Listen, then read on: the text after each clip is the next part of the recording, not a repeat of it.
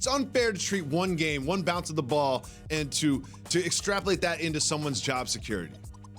But I'm about to do the media guy thing. You are now under 500. Okay.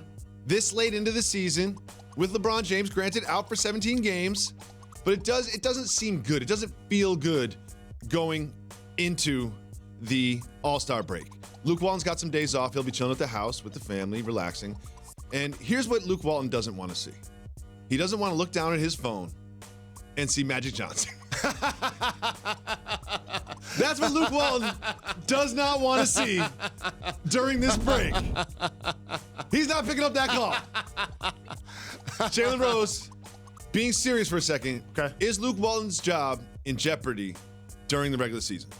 I said that I felt that this would be the only season that Luke coaches LeBron James, and here's why.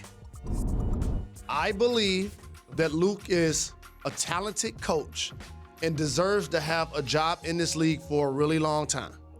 But my instincts tell me that this will be his only season coaching LeBron James. And when he go to the bench, he ain't talking to Luke.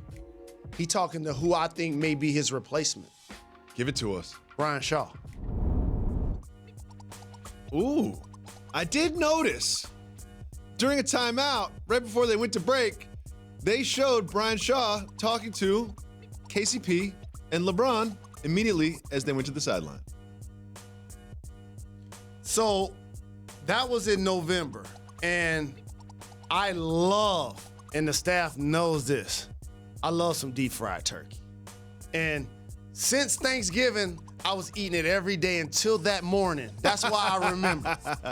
And I felt bad for Luke because I anticipated what's happening right now. Mm-hmm. There's a division on that team.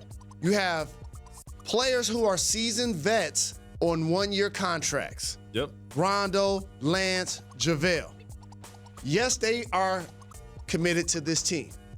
But yes, they want to get new deals. They don't want to be on one-year deals for the rest of their careers. Nope. Then you have the rookies. Then you have the players on rookie deals that are trying to make a way for themselves in the league and have shown promise.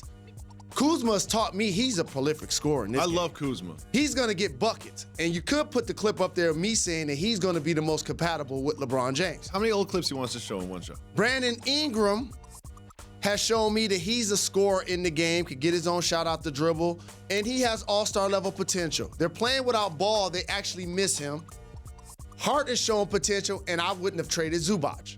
So now you put that melting pot in the locker room and say, we're going to trade you 5 guys for Anthony Davis. Everyone on rookie deal is like, ooh. And so it's like, oh, wait, whoa. I got to call my mom. I got to call my agent. I got to call my manager. I got to call my real estate broker. Like, I need to do this right now because I might not be here. And so now it's discussed, and it's discussed. And unlike the Philadelphia 76ers, they don't close the deal. You call the Pelicans, you get the voicemail, they don't return your call because the deal is going to be the same But none for of the that most part falls this on summer. Luke Walton and his job security. Luke Walton's not involved in this. Correct, but somebody has to be the scapegoat. That's how this works. But don't you think that Magic Johnson and Rob Pelinka are above just like managing public perception through firing the coach? They didn't anticipate this happening. Remember, we went from saying LeBron James, best player in the game. And LeBron killing right now. He's still the best player in the game. Well, the best player in the game ain't gonna make first team all NBA. So what does that tell you? He missed 17 games. That's what it Okay, tells me. but there have been players like Steph Curry that miss 17 games, but still make first team all NBA. He's not gonna make it because the other players around him have elevated. Like a Paul George, for example. Like a Greek Freak, for example. Kevin Durant is gonna be there as well. So that means LeBron. Steph and James Harden. That means LeBron took a little step back. Yep. That means we talked about the Lakers.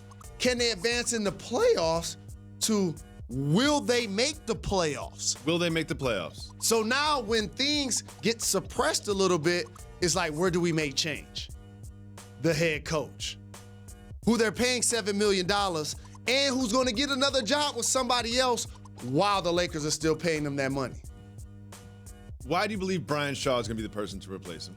Because number one, there's been a pattern here with LeBron. We saw it with David Blatt. and it turned into Tyronn Lue. We also know that if you're a franchise like the Los Angeles Lakers, yes, you're printing money. But Jeannie Buss signed Luke Walton to a $35 million contract, which means if the storied franchise is going to bring in another coach to replace the one I think is doing a good job from outside of the fray, that means you're going to have to pay him just as much, if not more. And I don't see them investing that type of money in two coaches.